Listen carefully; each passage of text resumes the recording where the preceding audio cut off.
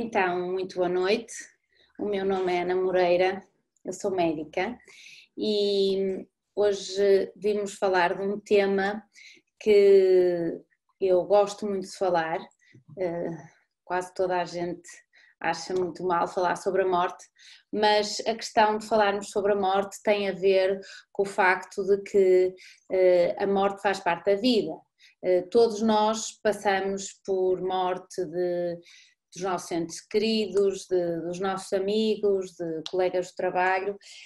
Então, a lógica de falarmos sobre a morte é porque ao trabalhar numa área em que obviamente as pessoas também morrem, também nos morrem, os nossos pacientes às vezes também morrem, e como nós nos envolvemos emocionalmente com as pessoas, também nos custa.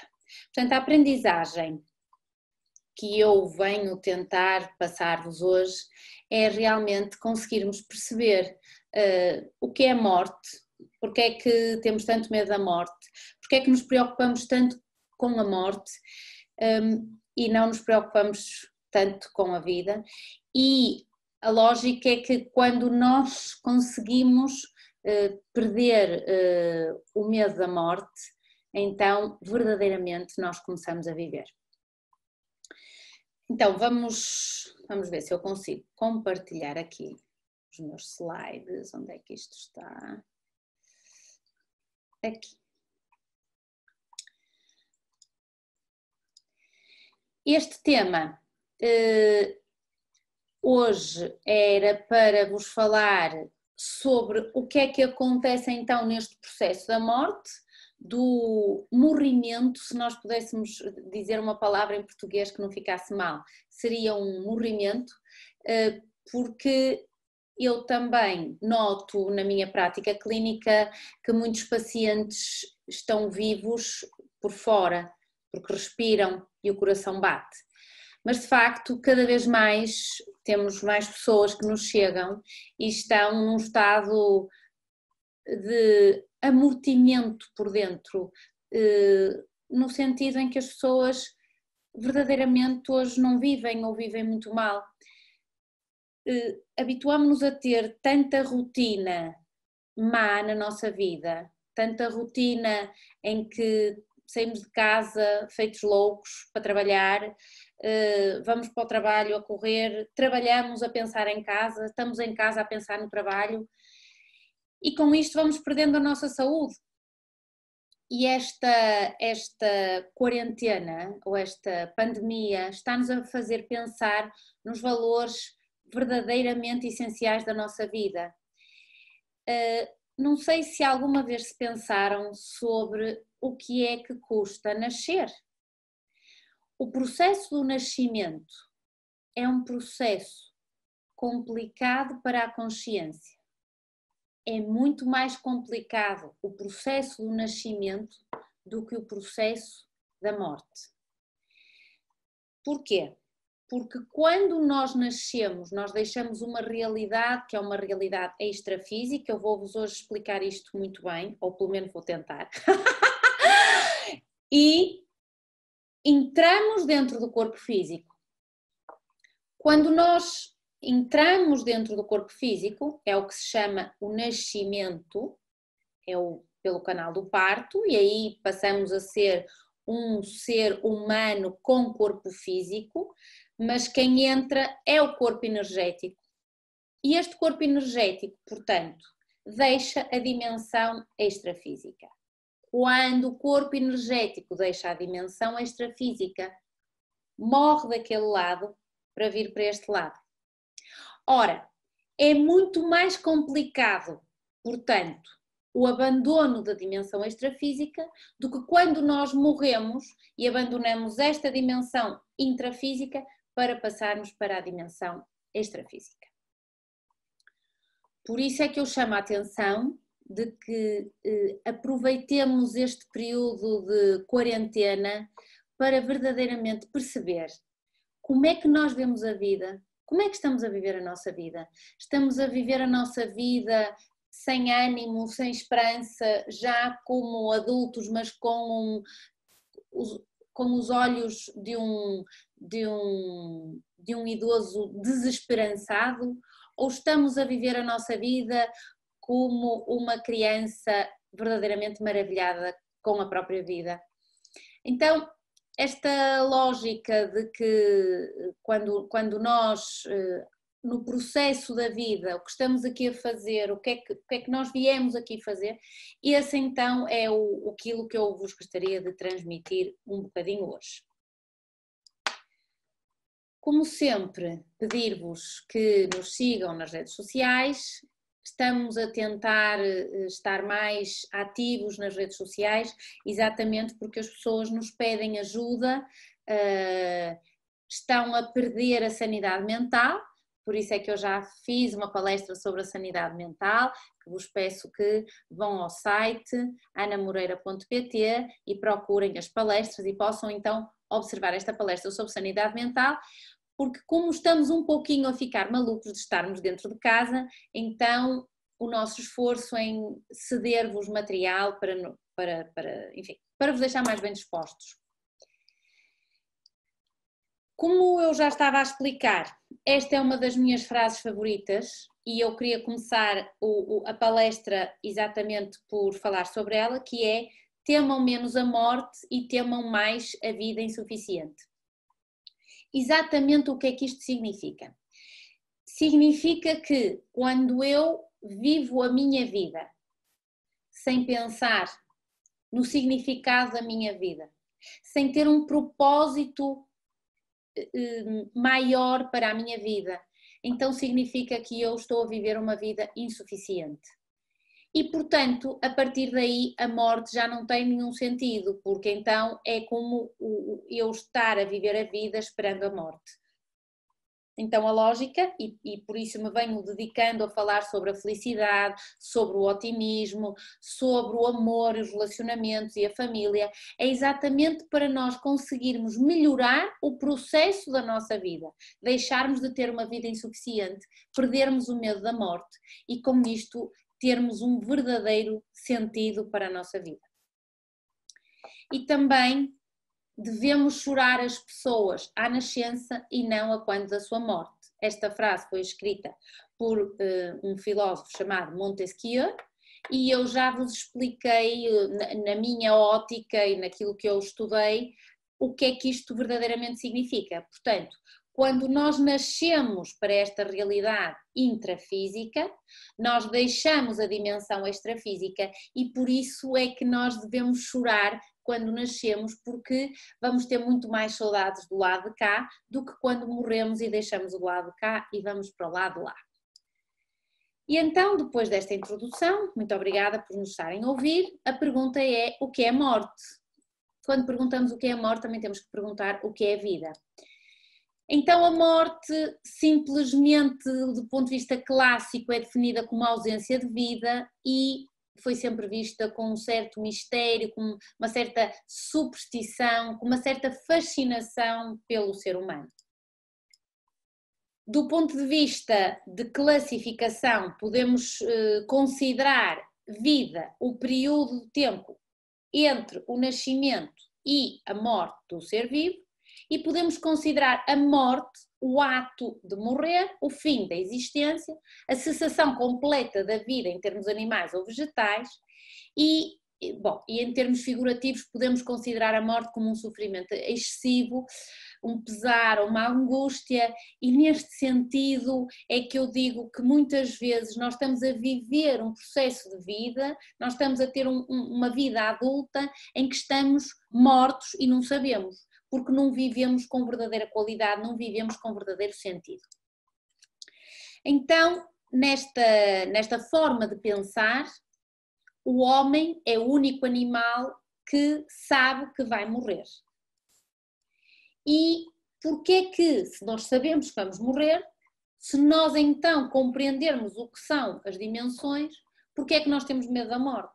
Porque se a morte faz parte da vida, então, se eu tenho medo da morte, eu tenho medo da vida. Sempre, pelo menos por aquilo que eu li em termos de história, é um medo universal, essencialmente devido ao desconhecido. Mas vejam bem esta frase de Descartes, que diz que Se realmente desejas procurar a verdade, é necessário que duvides pelo menos uma vez na vida e na medida do possível de todas as coisas. E porquê é que eu pus esta frase aqui? Que eu adoro esta frase. É que se eu duvido daquilo que eu acho que sei, eu abro o meu cérebro para entrar uma coisa nova. Portanto, todos aqueles que me estão a ouvir, com certeza que com algumas coisas que eu disse, já franziram a cabecinha, como quem diz, lá vem esta com as suas teorias, teorias da Ana Moreira. Mas na realidade, se vocês não acreditarem em nada do que eu digo, duvidarem de tudo e forem estudar, então, se duvidarmos pelo menos de que não sabemos nada sobre a morte e não sabemos nada sobre de onde vimos e não sabemos nada para onde vamos, então verdadeiramente, duvidando, eu posso abrir a porta para eu aprender. E é isto que eu vos tento ou vou trazer hoje aqui. Lembrar que, por exemplo, desde para trás que nós temos, eu hoje não vou falar sobre história, contrariamente ao que eu já é meu habitual. Já dei uma palestra sobre a morte em que eu coloquei toda a história da mortalidade, como é que o ser humano viveu a história desde os princípios ou os primórdios do tempo. Mas, por exemplo, mostro-vos esta figura aqui, que nos túmulos, aqui é um túmulo egípcio, que eles colocavam alimentos, portanto, eles já tinham a crença ou a certeza da imortalidade daquilo que chamavam alma. Então, até o ano de 553 depois de Cristo, portanto, há 1500 anos atrás, aquilo que nós chamamos de reencarnação era um fenómeno normal, portanto, o cristianismo, tal como o conhecemos, aceitava a reencarnação. Foi então, em meados do século VII, que no segundo concílio de Constantinopla, em Istambul, na atual Istambul, que por decisão política se resolveu abolir essa palavra, substituindo-a pela palavra ressurreição. Isto foi uma questão extremamente política pela imperatriz, não vos vou contar aqui esta história, já contei, mas é muito interessante porque a partir desta altura deixou então de se falar em reencarnação e passou-se a falar em ressurreição. E isso alterou toda a forma de como nós estávamos habituados a pensar na imortalidade da alma. Quem veio lixar, que é a mesma palavra, para não dizer outra palavra mais feia que eu também sei, mas assim em público agora ando a ficar, como é que se diz, tímida. Quem veio lixar esta coisa foi Descartes, quando diz que o homem é constituído então por duas substâncias, que é o corpo material e o espírito, a alma. Ora, ele divide o estudo do ser humano em duas ciências e então passa a haver aqui a divisão entre aquilo que se chama a fisiologia, a medicina, que vai estudar o corpo, e a alma, que ele considera que então é para a religião e não para a ciência. E então a psique passou a ser estudada pelos aspectos religiosos da ciência.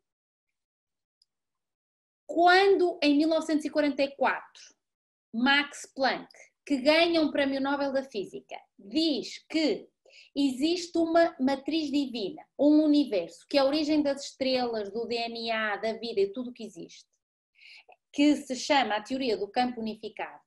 A partir daqui nós começamos a entender que não podemos estar divididos, que nós somos um pacote, nós que também temos uma consciência, temos que ser estudados pela ciência e pela ciência que estuda a consciência, e isso vai nos facilitar muito entender o processo da morte. Vejam, por exemplo, este senhor que se chama John Eccles, que ganha o Prémio Nobel da Medicina em 1963, e ele estuda um ponto, uma área, uma região no nosso cérebro motor, onde ele diz que é o sítio onde está a nossa alma, aquilo que ele considera a nossa alma ou a nossa consciência. Outro filósofo e neurocientista chamado Michael Schrotter, alemão, diz que existe uma zona no lobo temporal direito, em termos do hemisfério cerebral direito, onde então há a convergência do nosso cérebro, da mente e da alma. Mas, então, eu faço a pergunta. A pergunta é: quem é que eu sou? Já estou a trocar a ordem dos slides, mas vou andar aqui um bocadinho para a frente.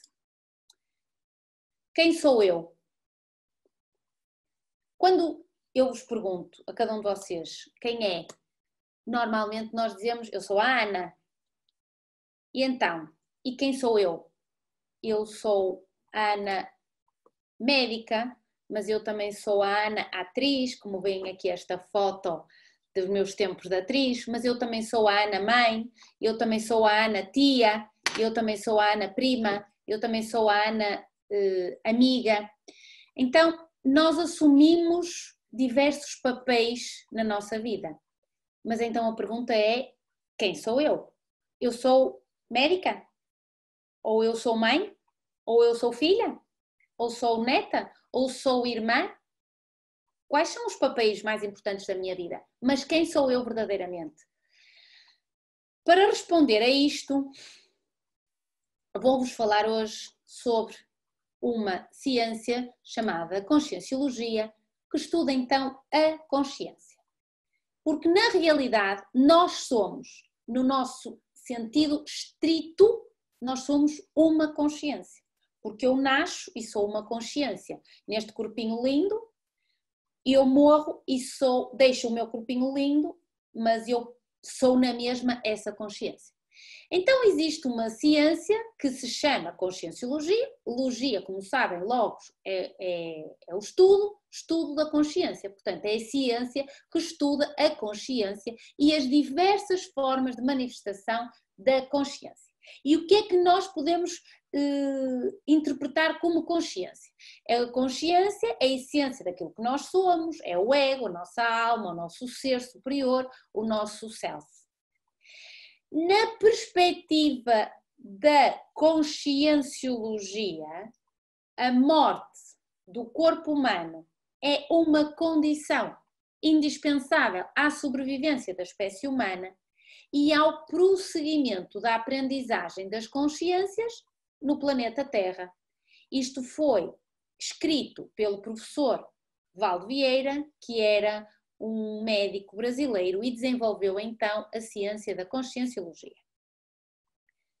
Para então percebermos mais um pouco sobre o que é que acontece a quem fica e a quem vai, seja lá para onde for, temos que entender, vou-vos falar um bocadinho sobre uma coisa que se chamam experiências de quase morte. As experiências de quase morte vêm ou devem vir da definição de coma. O estado comatoso é um estado patológico na qual o ser humano perde a sua consciência, diminuindo a reação a estímulos.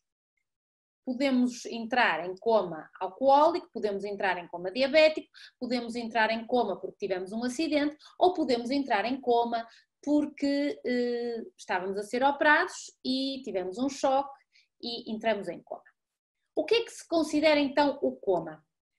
O coma é um processo, o coma irreversível é um critério para aquilo que se chama morte. Quando eu entro em coma irreversível, significa que eu estou mortinha da Silva, é um estado de não reatividade, em que eu não respiro, eu não tenho reflexos e o meu eletroencefalograma, que é o estudo das minhas ondas cerebrais, está plano, significa, portanto, que eu não tenho atividade cerebral.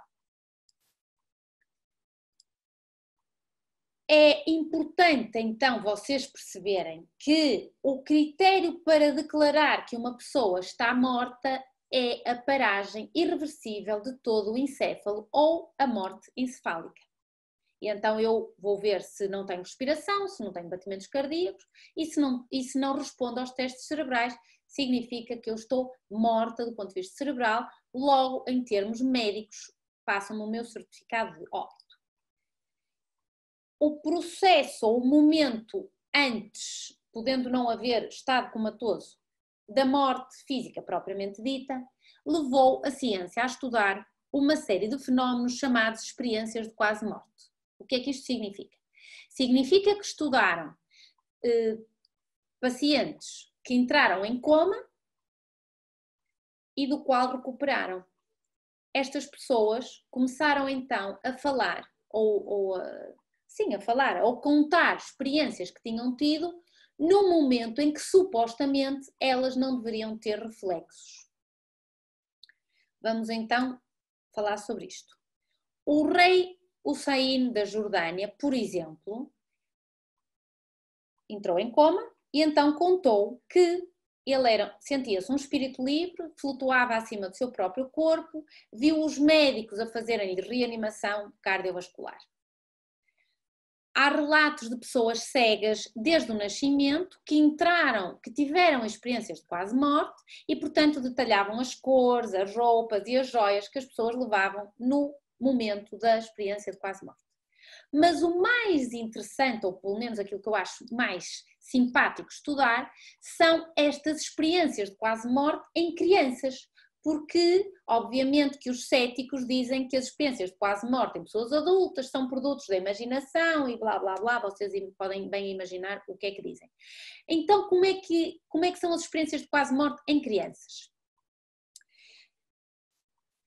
Vamos então a esta senhora que se chama Elizabeth Kubler-Ross. Ela estudou muito sobre as experiências de quase morte e ela falou, entrevistou milhares de crianças que tinham tido critérios para entrarem dentro de uma experiência de quase morte e, portanto, eu vou-vos ler alguns excertos dos livros dela que para mim, são muito interessantes porque nos indicam como é que é esta passagem para o outro lado. Por exemplo, quando aprenderes as tuas lições, a dor desaparece. A culpa é o companheiro mais doloroso da morte. E este é, se calhar, um dos motivos pelo que me leva a insistir cada vez mais nestas palestras sobre a morte, porque nós temos de morrer com lucidez plena daquilo que nos está a acontecer, para ajudarmos as pessoas que ficam, mas também para fazermos esta transição para o outro lado o mais pacífica possível. E então as crianças dizem, morrer é mudar de casa, só que para outra casa mais bonita. E dizem também, nunca mais se fala do tempo, ou do espaço, ou da distância no sentido comum, porque estes são fenómenos terrenos, ou seja, do planeta Terra. Ninguém morre sozinho, porque o morto é capaz de visitar quem quiser. Além disso, as pessoas importantes para ti, que te amam muito e que morreram antes de ti, esperam por ti.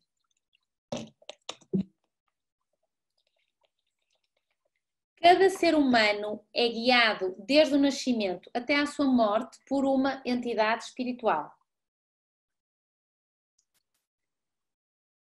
E então as crianças indicam que quando elas encontram aquilo que classicamente se considera o céu, então elas dizem que ou flutuam por um túnel e chegam ao fundo do túnel e veem uma luz, ou passam por uma grande porta, ou cruzam uma ponte. Estas são as metáforas que se usa exatamente quando se abandona o corpo físico, literalmente falando, e se vai para a dimensão extrafísica. Depois de atravessarmos este túnel, esta ponte ou esta porta, encontramos-nos no fim rodeados por luz. Isto foi descrito em 1991. E esta luz é mais branca que o branco e é muito brilhante. E à medida que te aproximas dela, sentes-te mais e mais envolvido pelo maior, indescritível e incondicional amor que possas imaginar. E então, as crianças também trazem este recado. Uma coisa que todos temos de aprender é o amor incondicional. E que todas as tragédias na nossa vida, ou aquilo que nós consideramos tragédia na nossa vida, são oportunidades de crescimento, que nós vamos rever como um filme assim que deixamos a dimensão física. Então, quando morremos, o que é que acontece a quem fica e o que é que acontece a quem vai para o outro lado? Confúcio disse: para que é que nos devemos preocupar com a morte? Porque a vida per se tem tantos problemas que nós temos de resolver primeiro. E se vale a pena viver e se a morte faz parte da vida, então o morrer também vale a pena. Se a vida precede na consequência do tempo, a morte precede a vida na sequência da eternidade.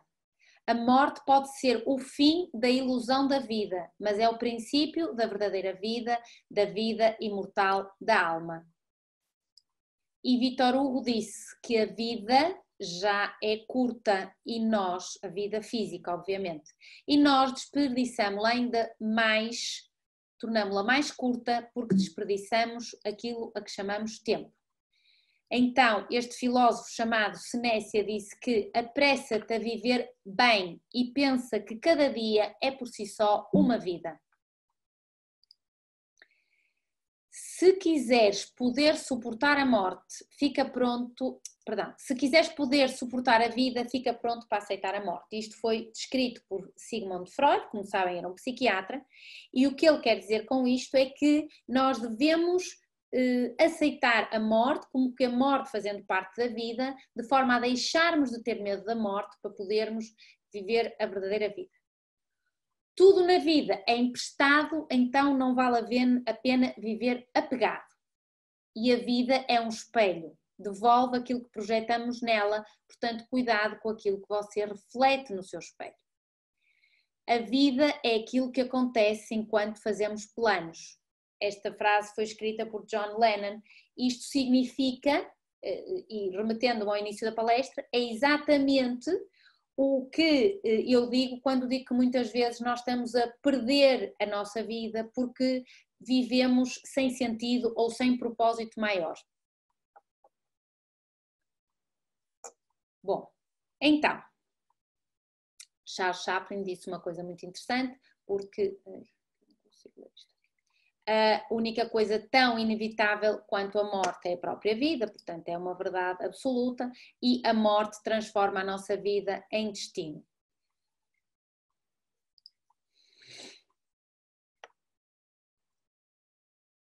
Vamos passar isto à frente. E então, porquê é que as pessoas morrem? Esta frase foi tirada do livro Conversas com Deus, de Neil Walsh, e ele disse o seguinte: que as pessoas não morrem, as pessoas apenas mudam de forma. Durante algum tempo existimos sob seres humanos e depois passamos a assumir a forma de seres espirituais. Não existe a morte, a vida continua para todo o sempre, a vida é, simplesmente mudamos de forma. O objetivo global da alma nem sempre é conhecido ao nível consciente da mente, nem pode ser conhecido ou percebido pela mente dos outros. Temos que confiar na vida e amá-la, vivê-la completamente, animadamente e vivê-la feliz. Divertirmos-nos espalhando alegria e partilhando amor. Então agora vamos entrar na parte mais divertida, que vamos falar um bocadinho sobre as noções básicas do outro lado da morte. E esta pergunta que é: quem é que morre? A lógica é que quem morre é o nosso corpo físico, porque, como eu já expliquei, nós verdadeiramente somos uma consciência e a consciência não morre porque é um corpo energético. E, portanto, quem morre é o nosso corpo físico, por isso é que o coração deixa de bater, os pulmões deixam de respirar e o cérebro deixa de emitir atividade cerebral. Então, se nós somos uma consciência, e se a consciência nós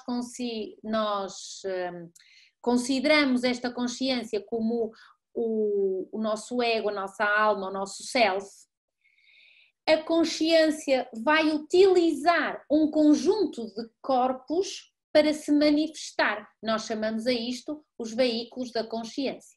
Portanto, nós podemos dividir a consciência então em 4 veículos, que são o corpo humano propriamente dito, é o corpinho maravilhoso que nós temos, o corpo físico, o corpo emocional e o corpo mental. E depois, entre o corpo emocional e o corpo físico, temos o que nós chamamos o corpo energético.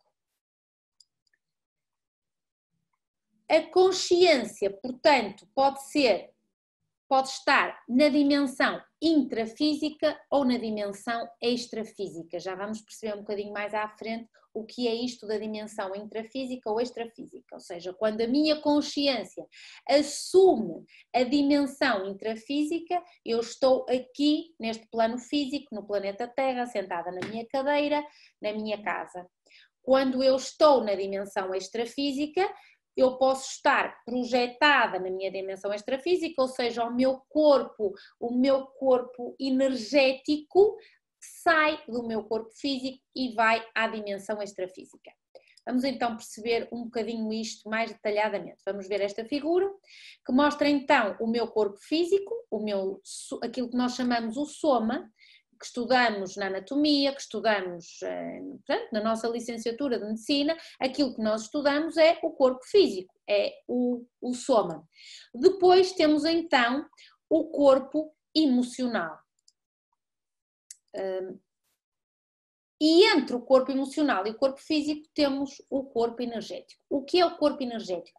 O corpo energético é o campo eletromagnético que nós temos à nossa volta. Podemos chamar a este corpo energético a nossa aura, mais vulgarmente chamado por aura, também se pode chamar energossoma, ou seja, o corpo, soma de corpo, energo de energético.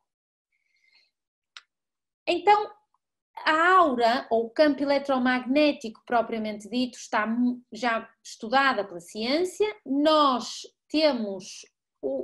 somos constituídos por energia, do ponto de vista básico. Temos a parte física propriamente dita e depois temos a parte energética. Nós temos 7 chakras. Os chakras são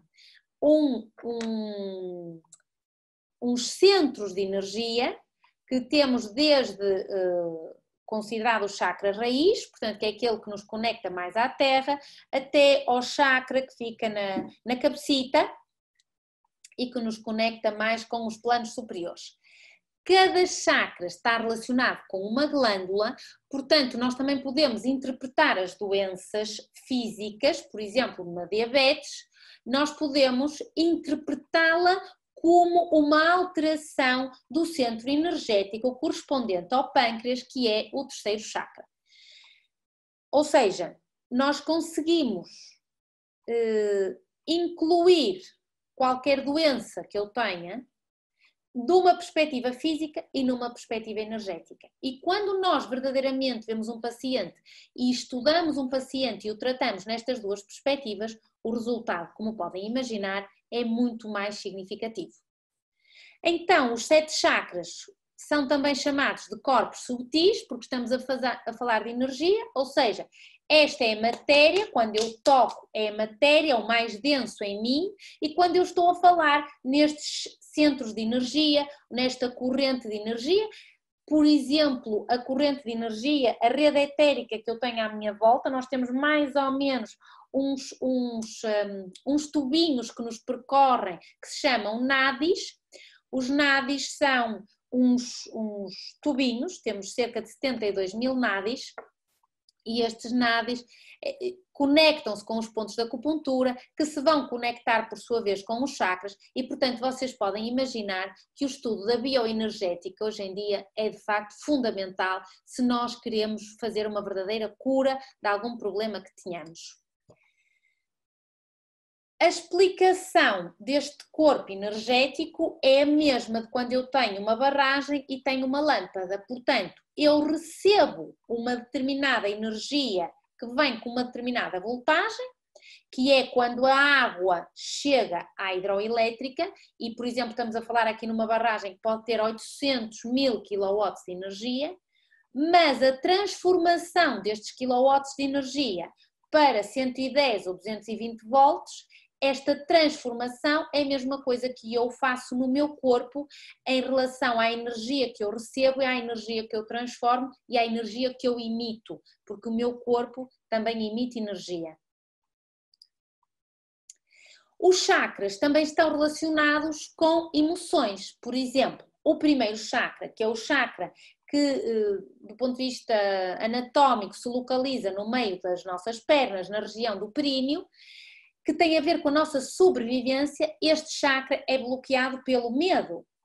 Eu chamo a atenção para isto porque no momento em que vivemos, em que todos estamos em casa, muito assustados com a situação da pandemia que se está a passar, muito assustados com o facto de irmos ter vírus ou não irmos ter vírus, se vamos ou não quinar, na verdadeira palavra portuense do termo, com o vírus, e como estão a ver com a palestra de hoje, até pelos vistos não tem muita importância quando a gente morre, do ponto de vista pelo menos evolutivo. Então este chakra, este primeiro chakra é bloqueado com o medo.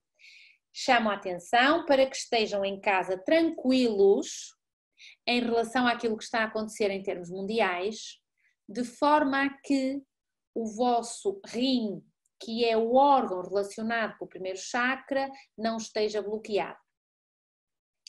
O segundo chakra, por exemplo, é bloqueado pela culpa. O segundo chakra é o chakra que tem a ver com os ovários, tem a ver com a sexualidade, no sentido de transmissão da espécie. O terceiro chakra é o chakra abdominal, em termos de órgãos, tem a ver com o pâncreas. E este chakra pode ser bloqueado pela perda ou pela vergonha. O quarto chakra, que é o chakra que lida com as nossas emoções em termos de amor, era o chakra que, em termos de ser humano, de consciência humana, nós devíamos ter mais evoluído. Este chakra é bloqueado então pela raiva ou pelo ressentimento. Por isso é que é muito importante, e eu já falei muito também sobre o perdão, porque é importante que não tenhamos este chakra bloqueado. Então, já os cabalistas, por exemplo, falavam no corpo astral. Isto está-me a bloquear hoje. Os cristãos, em tudo o que seja desenhos, como vocês conseguem ver aqui, o halo à volta dos santos era já o desenho da aura, portanto já se sabia disto há muito tempo. E a fotografia Kirlian, que é um aparelho desenvolvido pelos russos, que vem fotografar o campo eletromagnético das pessoas, ou dos animais, ou dos vegetais, portanto, de tudo o que tenha eletromagnetismo, mostra claramente o nosso campo eletromagnético. Nós absorvemos energia de 3 fontes principais, do Sol, do ar e da Terra, e por isso é que é muito importante que nós, enquanto consciência, estando na dimensão intrafísica, que nós tenhamos contacto com o Sol, tenhamos contacto com o ar e tenhamos contacto com a Terra. Com o ar no sentido, obviamente nós temos contacto com o ar, não estávamos aqui a respirar, mas a questão é contacto com o ar, o chamado ar puro, o chamado ar livre. Por isso, meus amigos, quando acabar esta loucura que estamos a viver em termos mundiais, desta guerra silenciosa, por favor, aproveitem ir para a natureza e respirar fundo, apanhar sol, desde a varanda se pode apanhar sol, e o contacto com a terra. Quem tem um jardim ou possa ir até um jardim, aconselho a tirar os sapatos e colocar os pés na relva ou na terra. Falamos então do corpo energético, falamos então do corpo físico, mas é interessante falarmos naquilo que se chama a paraanatomia. Eu gosto muito de falar nisto porque, como nós estamos muito habituados só a ver com os sentidos, com os nossos sentidos do tato, do olhar e do cheiro, e estamos muito pouco habituados a estar conectados com a dimensão energética da nossa própria consciência. É muito interessante falar na paraanatomia. O que é isto? É que então eu estudo a minha anatomia, eu estudo o meu corpo físico, mas eu também tenho que estudar a anatomia do meu corpo emocional. Portanto, o meu corpo emocional, que é considerada a minha psique, portanto é o meu psicossoma, é o meu corpo emocional, também tem uma anatomia muito própria. E esta anatomia é conectada com a anatomia do meu corpo físico. E nesta perspectiva, nós também podemos falar de uma paragenética. O que é a paragenética? É que quando eu falo em genética, eu falo no meu cérebro físico, que podemos dividir em três, mais ou menos, portanto, o neocórtex, o sistema límbico e o cérebro reptiliano, e este é o cérebro que optimiza, que padroniza, é o cérebro das rotinas. É, portanto, o cérebro que é o órgão das tarefas e que nos traz a herança genética e a herança epigenética. E, portanto, eu percebo os aspectos da minha vida por meio das descrições arquetipicamente masculinas. Mas quando eu falo no paracérebro, portanto, no cérebro, o correspondente ao cérebro do ponto de vista do meu corpo emocional, então eu falo no paracérebro que memoriza, que é o paracérebro que emocionaliza e que faz o discernimento.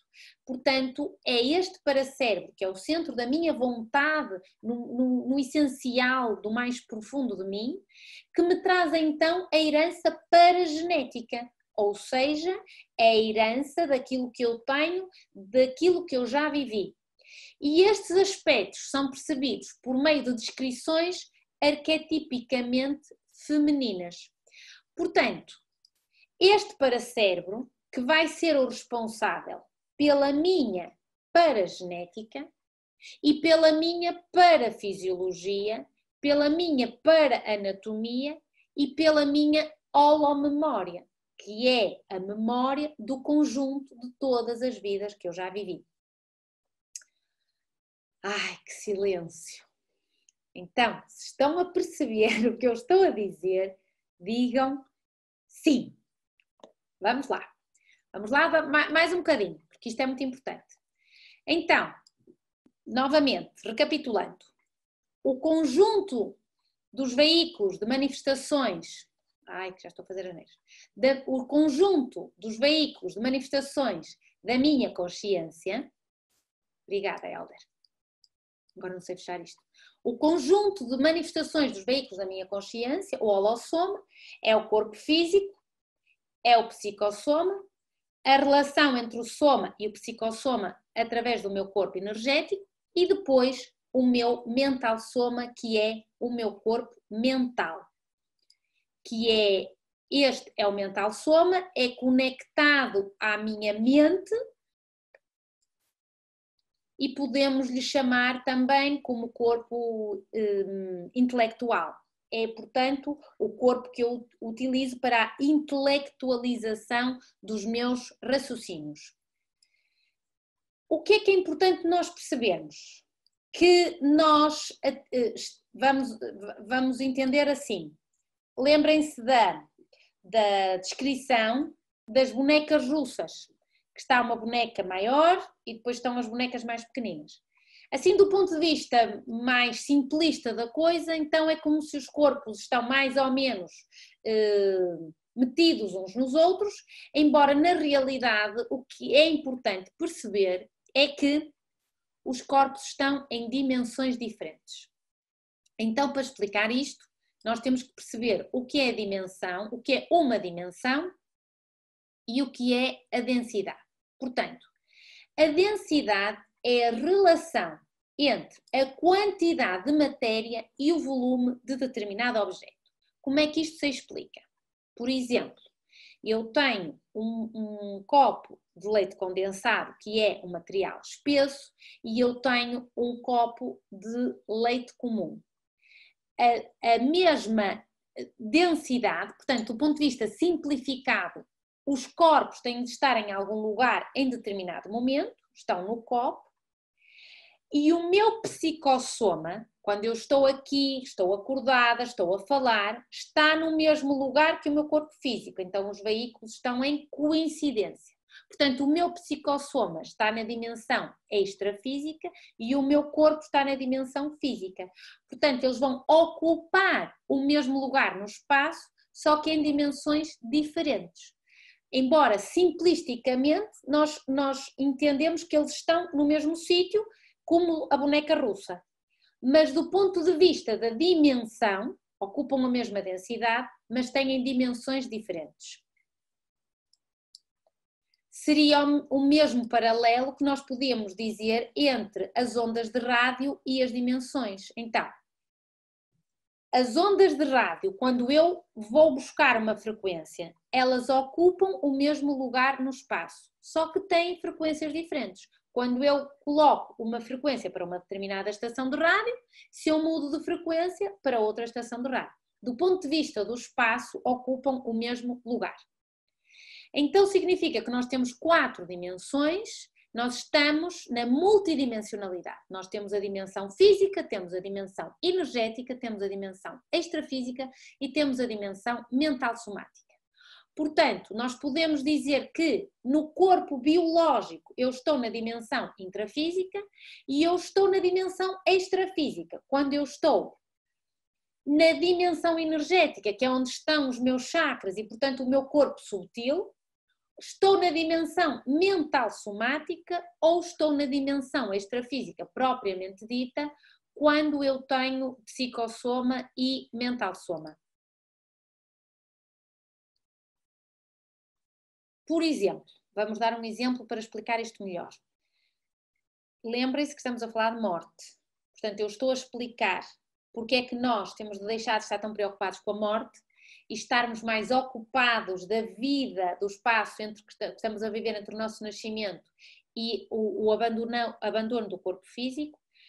Esta explicação de tudo o que está a acontecer ao nosso corpo é então para explicar a importância da vida e que a morte é um processo no decorrer das várias vidas. Então, por exemplo, o que é que eu tenho na dimensão intrafísica? Tenho o meu corpo físico, tenho os objetos físicos, tenho as plantas, tenho os animais, as ondas eletromagnéticas, os campos elétricos e os campos magnéticos, por exemplo.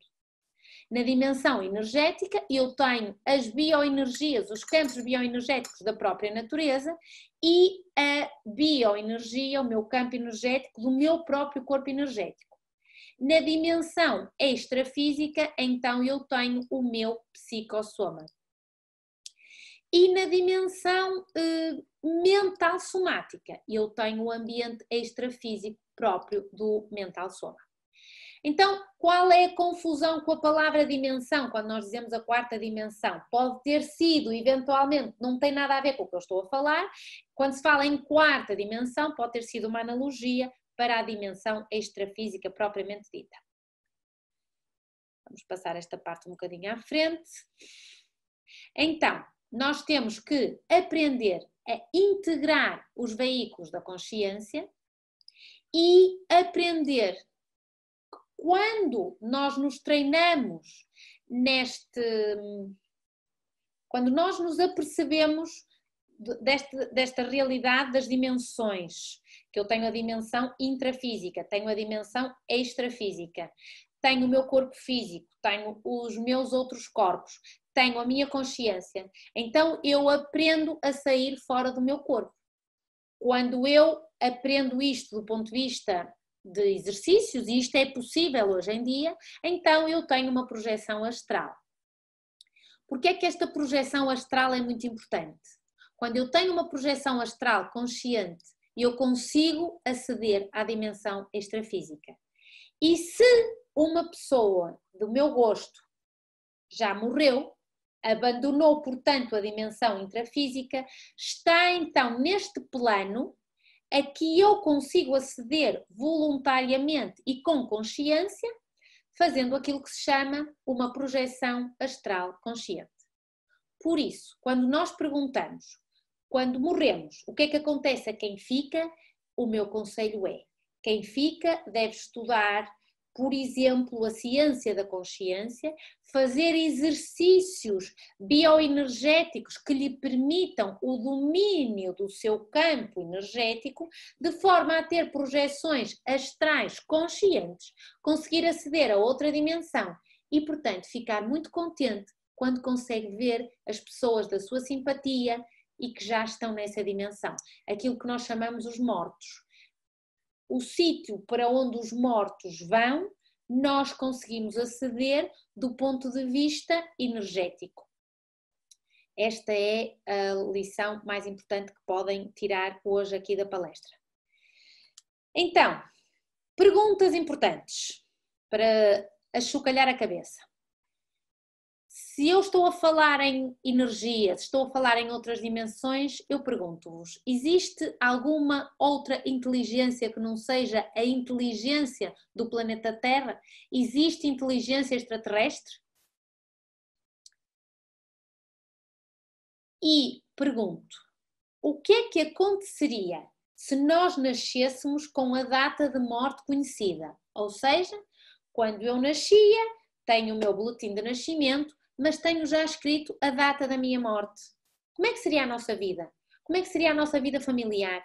O que é que eu aproveitaria da minha vida?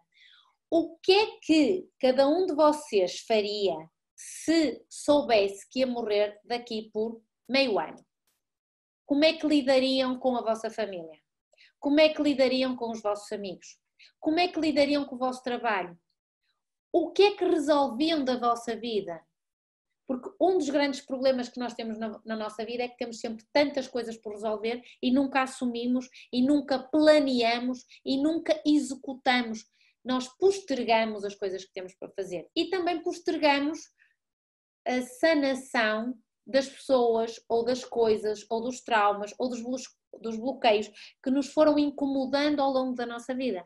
Mas se nós verdadeiramente soubéssemos que tínhamos meio ano de vida, tenho a certeza que iríamos resolver tudo o que está pendente na nossa vida. Se nós soubéssemos que íamos morrer daqui a 6 meses, teríamos que estar muito otimistas. Porque o pessimismo é uma qualidade que nos liga à negatividade. E a negatividade bloqueia o nosso campo eletromagnético, faz com que a nossa aura, com que o nosso campo eletromagnético, com que o nosso energossoma se encolha, assim como quando eu tenho raiva, quando eu tenho ira, quando eu estou triste, este campo eletromagnético à minha volta encolhe-se. Pelo contrário, se eu estou otimista, se eu estou feliz, se eu estou motivada, se eu estou com bom humor, se eu tenho um objetivo primordial da minha vida, então a minha aura abre-se, aumenta o meu campo eletromagnético, inclusivamente muda de cor, como eu já vos mostrei numa palestra qualquer, mostrei-vos como é que a aura muda de cor quando estamos otimistas. O objetivo hoje de eu estar a falar com vocês é desmistificar o medo da morte. Portanto, se soubéssemos que íamos morrer daqui a 6 meses, não podemos ficar pessimistas. Tínhamos é que aprender a resolver as coisas na nossa vida. Agora faço outra pergunta. Como é que seria a nossa vida se não houvesse morte? Acham que isto era possível? Se nós entendermos que o objetivo da nossa consciência é uma aprendizagem contínua, em termos evolutivos, aquilo que eu já vivi, aquilo que eu já vou viver, o que é que aconteceria se não houvesse morte? Existiria planeta Terra? Ou só existiria a dimensão extrafísica? É para vocês pensarem. E uma pergunta que eu gosto muito de fazer é: e se nós tivéssemos a capacidade da telepatia? Ou seja, se nós, enquanto seres humanos nesta dimensão, tivéssemos a capacidade de ler a mente das outras pessoas. Por exemplo, imaginem que eu agora estava aqui e eu conseguia ler a mente de todas as pessoas que me estão a ouvir. E eu conseguia perceber: olha que disparate que ela se lembrou de falar da morte, que estupidez, que tema tão horrível para falar. Estamos aqui enfiados em casa e esta gaja veio-nos falar de um tema tão nojento. Ou então, olha que disparate, olha como ela tem desarrumado ali o escritório atrás, que é o que a minha mãe deve estar a pensar em casa. Olha como ela tem desarrumado o escritório para estar online. Então a telepatia é a capacidade que eu tenho de entender aquilo que o outro está a pensar. Se verdadeiramente nós tivéssemos esta capacidade, ou se treinarmos para a ter, porque isto é possível, nem que não seja pela leitura do campo eletromagnético, porque cada emoção está conectada com um padrão energético e, portanto, se eu me habituar a ler o padrão energético das pessoas, eu consigo de alguma maneira ler a mente. Então vejam bem que nós deixaríamos de ser chatos, resingões, de falar mal, de ter crítica, Porque se eu estou a olhar para uma pessoa, mas no fundo eu estou a criticar essa pessoa, aqui só mentalmente, se eu soubesse que aquela pessoa tinha a capacidade de ler a minha mente, eu deixava de falar mal, de pensar mal e de criticar.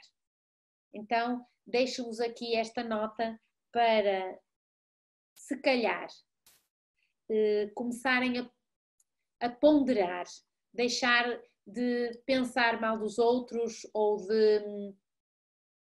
de emitir juízos de valor sobre as outras consciências. Nós nunca sabemos aquilo que as outras consciências estão a passar.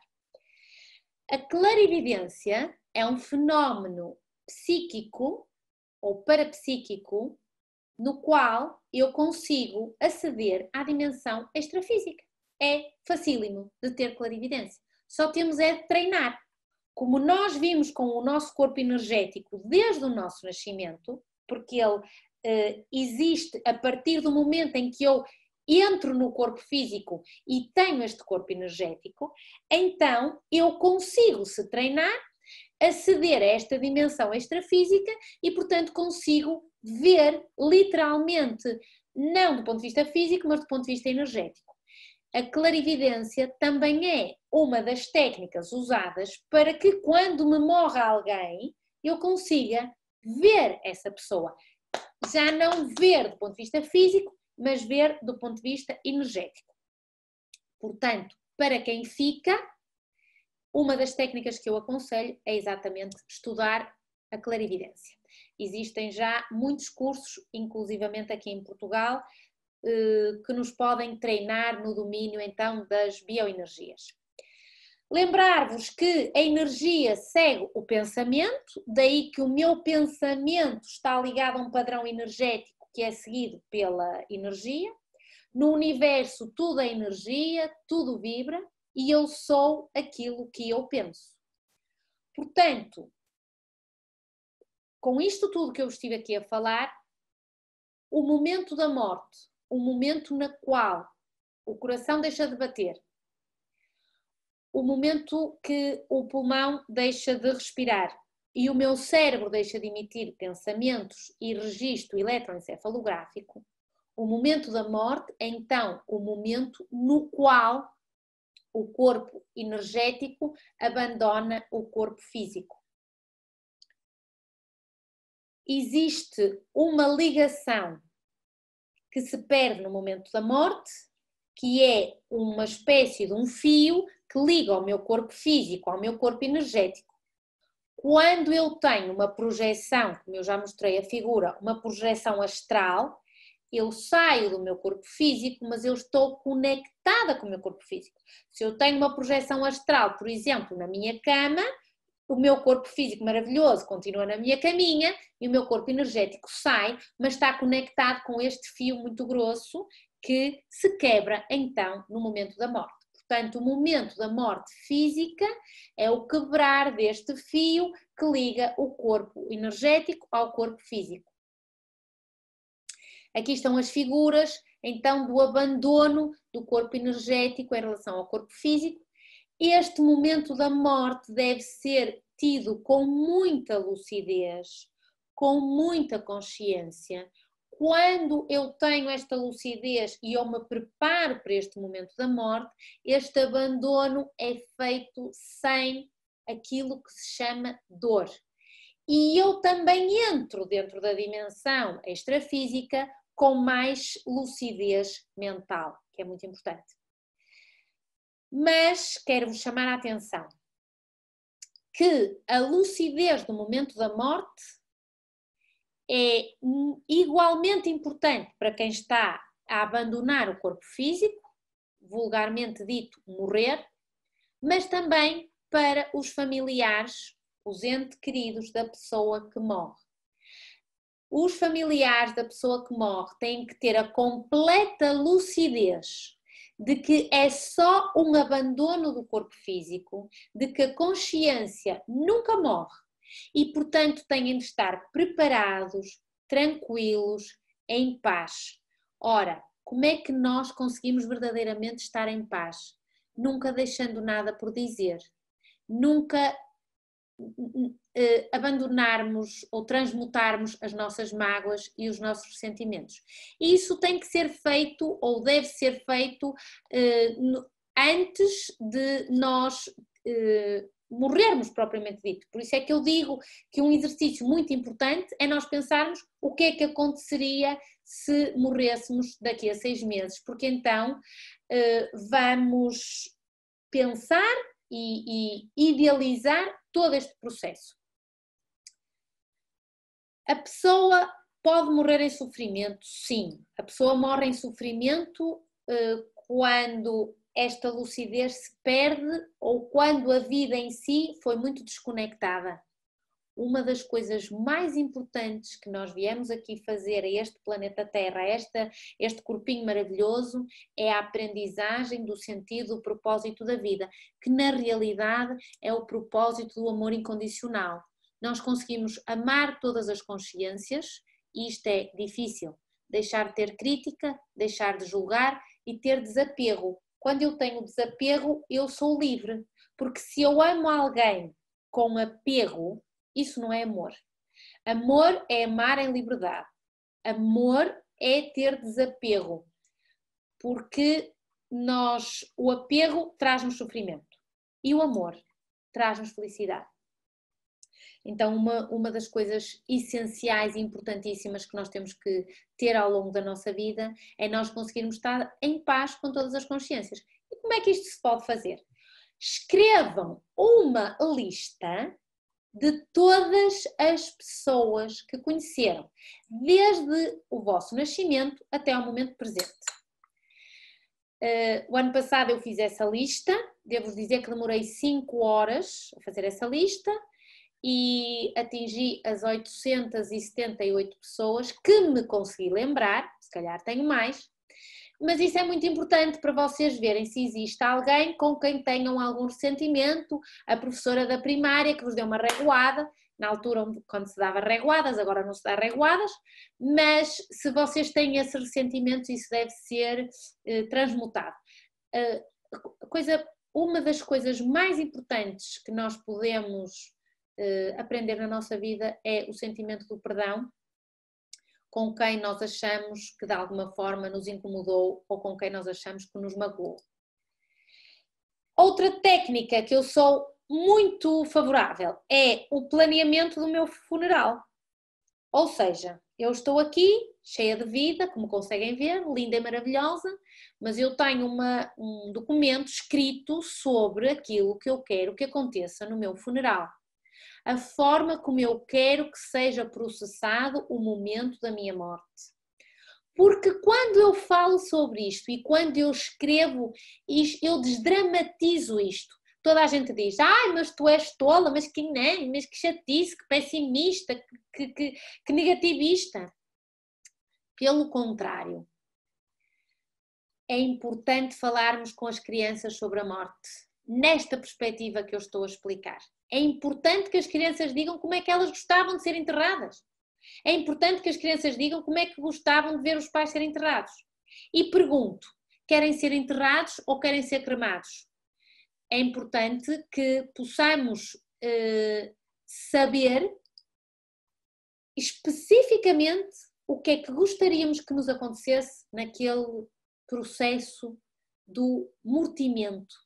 Porque a morte é um processo, não é um momento, vai sendo um processo. Nós, não sei se repararam, mas estamos todos no processo da morte. Cada vez estamos mais perto da morte do que há uma hora quando eu comecei a falar. Depois outra pergunta maravilhosa que eu adoro, que é como é que queremos viver a nossa próxima vida? Porque repara, se eu estou aqui há uma hora a explicar-vos de que nós verdadeiramente somos uma consciência, esta consciência é eterna, existe numa dimensão energética, portanto nunca morre per se. Significa que eu acedo a esta dimensão, aprendo o que tenho a aprender e depois volto a escolher um papai e uma mamã e aqui vou eu, espermatozoide com óvulo, e lá vamos nós pelo útero, canal do parto e voltamos a nascer. Como é que eu quero viver esta minha próxima vida? O que é que eu gostava de fazer? Que projetos é que eu poderia ter? Se neste momento na minha vida eu entendo que já não vou conseguir atingir determinados projetos ou determinadas estruturas na minha vida que eu não vou conseguir ter, então vamos já planear como é que queremos viver a nossa próxima vida. E atenção, então se eu penso assim, como é que eu quero viver o restante da minha vida intrafísica? Quer tenham 60 anos, se me estão a ouvir, 70 ou 80, quer só tenham 15 dias de vida. Como é que vocês planeiam viver o resto desta vossa vida intrafísica que ainda vos resta? Porque se estamos a falar que a morte é um processo que faz parte da vida e que, na realidade, nós vimos aqui para aprender e para evoluir, somos responsáveis por aquilo que nos acontece. Portanto, somos responsáveis por mudar quando não estamos a gostar de alguma coisa na nossa vida. E, portanto, para resumir, ao fim de uma hora vou resumir. Morrendo, o que é que acontece a quem fica? O pensamento de que aconteça o melhor para todos os envolvidos, em todos os planos. O aprendermos a contactar com a outra dimensão faz-nos deixar de ter tristeza por quem morre.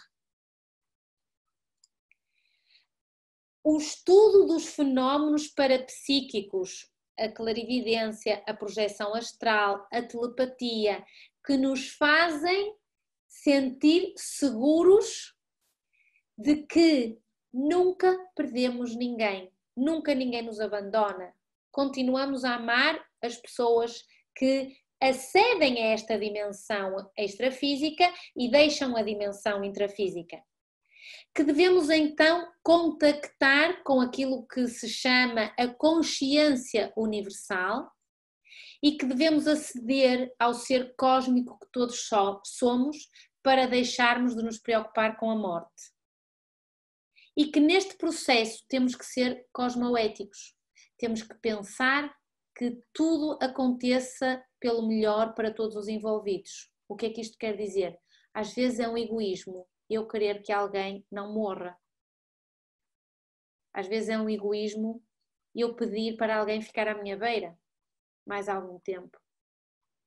Porque a aprendizagem era a partida naquele determinado momento.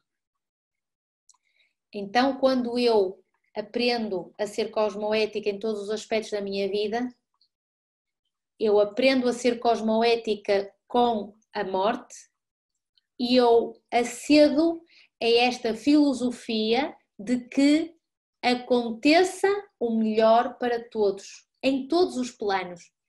Porque então eu deixo de pensar só neste plano físico e eu passo a pensar nas multidimensões. E então nós conseguimos ser universalistas. Significa que nós conseguimos amar incondicionalmente todas as consciências. E quando nós conseguimos amar incondicionalmente todas as consciências, nós conseguimos perceber que, de alguma forma, as pessoas que passam pela nossa vida já tiveram outros papéis na nossa vida, que já existiram noutras alturas, com outros pijamas, como eu digo que este corpo físico é um pijama no qual está a nossa consciência e que nós já mudamos de pijama, já tivemos outro pijama. E este pijama, que se chama corpo físico e vai mudando de vida para vida, também justifica porque é que às vezes nos damos melhor com umas pessoas do que com outras.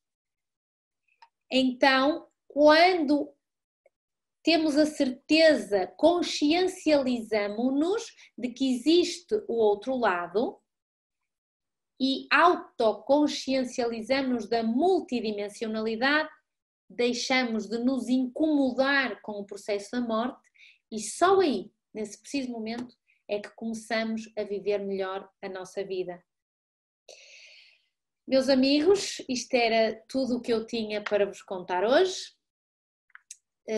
Espero que tenham gostado. A palestra estará disponível, como sempre, através do site anamoreira.pt e pelos canais das redes sociais. Momento da publicidade. Na terça-feira acedi aos pedidos da minha filha e vou fazer um direto no Instagram com o título Acabei o meu relacionamento e agora? E na quarta-feira vamos ter uma mini palestra a falar sobre o sono em tempo de pandemia. Portanto, como é que nós podemos melhorar o nosso sono, os nossos ritmos circadianos e com isso melhorarmos a nossa vida. Se existe alguma pergunta, existem aqui algumas perguntas, vamos ver se eu consigo responder. Como aprender a contactar com a outra dimensão? É acessível a todos? Sim. É fácil contactar com outra dimensão. Todos nós, como eu já expliquei, vou voltar a explicar, nós vimos com essa capacidade desde o nascimento do corpo físico, quando nascemos literalmente falando, quando acontece o parto, nós damos o primeiro choro e passamos a ter um corpo físico. E nós conseguimos, já vimos com a capacidade do parapsiquismo. Nós perdemos a capacidade do parapsiquismo pelos traumas da nossa infância e porque este tema é tabu. Nós não falamos sobre este tema, nós não falamos sobre a morte, nós não falamos às crianças sobre a energia e, portanto, nós não nos conseguimos exercitar convenientemente no domínio das bioenergias. Portanto, toda e qualquer ser humano consegue e deve aceder a outras dimensões e com isso viver melhor a sua vida e planear o momento da morte física e ser mais feliz. Mais alguma pergunta? Acho muito bem que planeiem o vosso funeral e acho muito bem que conversem com as crianças sobre este assunto. Porque se nós desdramatizarmos este tema, logo da infância, primeiro, vocês vão se aperceber que as crianças começam a dizer coisas que até aí não falavam. Por exemplo, que falam com alguém, ou que dizem que o avô está ali sentado na cadeira, ou que dizem ou que falam com a bisavó que não conheceram, e então eu penso que a melhor forma é eliminar a ignorância da nossa vida. E então estão-me a perguntar desde a minha querida Madeira, agora nem posso ir à Madeira, de que forma as pessoas que nos morrem contactam connosco? Pois é, meus amigos. Ora, que grande pergunta que me estão aqui a fazer. Como é que a pessoa que já abandonou o corpo físico consegue então contactar comigo, que ainda estou aqui com este corpinho lindo e maravilhoso? Como nós não treinamos o domínio do parapsiquismo, imaginem o que é alguém querer falar connosco aqui aos berros e eu não estou com a frequência de rádio que me permita ouvir a música. A única coisa que eu ouço é quando eu deveria de ouvir música. Então, mais uma vez, volto a explicar. A partir do momento que vocês sabem aquilo que existe na realidade, passam a treinar o domínio do vosso corpo energético e com isto é mais fácil afinarem a vossa sensibilidade auditiva, que se chama clareaudiência, ou seja, é o ouvir na outra dimensão. E então estas personagens bonitas que já abandonaram o planeta Terra na dimensão intrafísica conseguem conversar connosco. Sim, podemos comunicar através dos sonhos.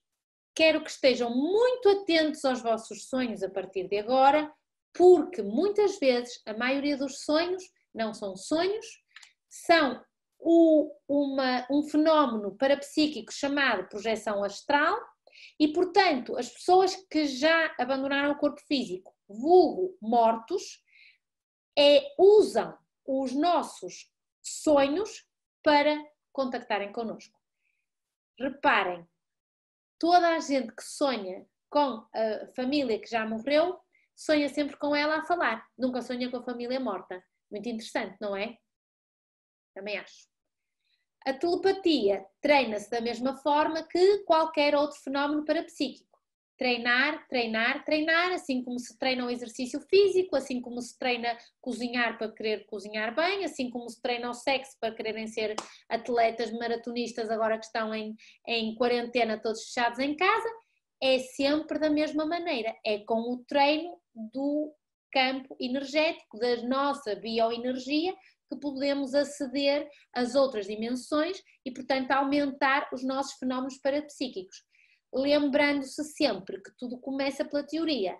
A teoria é exatamente isto, é perceberem como é que funcionam os corpos, como é que funcionam as dimensões energéticas e a partir daí poderem treinar já na prática.